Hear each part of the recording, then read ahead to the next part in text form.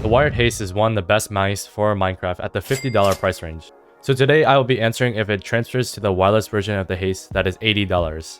The wireless Haste comes at 62 grams, which is extremely light considering the wired version was around 59 grams. This is only a 2 to 3 gram difference considering the fact that they had to implement a battery for the wireless connection. The weight balance of the mouse is extremely good and the lightweight makes it extremely easy to move around in game. The CPS on this mouse is comparable to the glorious mice, but it is still not the best for long drag clicking. This mouse still can easily short drag really well and is fine for most bridging methods like God bridging.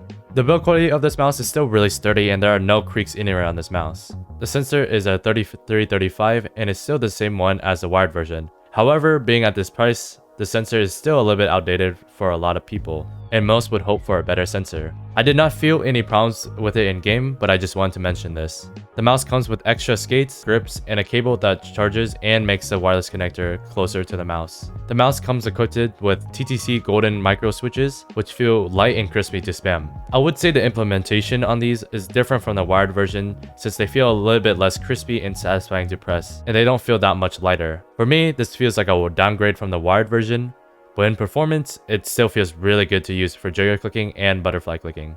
These are still not on the level of lightness for jitter clicking as the Logitech mice, but are still on the lighter side. The side switches on this mouse do not feel that great, but at least they don't have any pre or post travel. The scroll wheel on this mouse is not that good and feels weak, I guess. I've noticed in game that I use the scroll wheel and I would occasionally miss. This could be something I could get used to over time, but I just wanted to say this. The shape of this mouse is an ambidextrous, medium-sized mouse and can do palm, fingertip, and claw. However, recommending this mouse for butterfly is harder since the space for your fingers is on the smaller end, but people with slightly larger fingers can still get used to it, and people with medium or smaller sized fingers can still use it fine. The sides of this mouse are flat and the side buttons can be easily reached. The skids that come with the mouse are pretty good and there's not a big reason to replace them at all. I'm gonna keep this review short and wrap it here. This mouse is not as competitive and easy to recommend anymore. In this price range, there is the Model D wireless, which has greatly improved compared to its wired version, and I would recommend people who butterfly use that mouse instead. If you jitter click, I think this mouse is probably one of the best budget wireless mouse since the switches are really light and easy to press. The G Pro X Superlight is still better for jitter than this mouse, but that is almost double the price. The wireless Haste is still an amazing mouse overall in performance in game,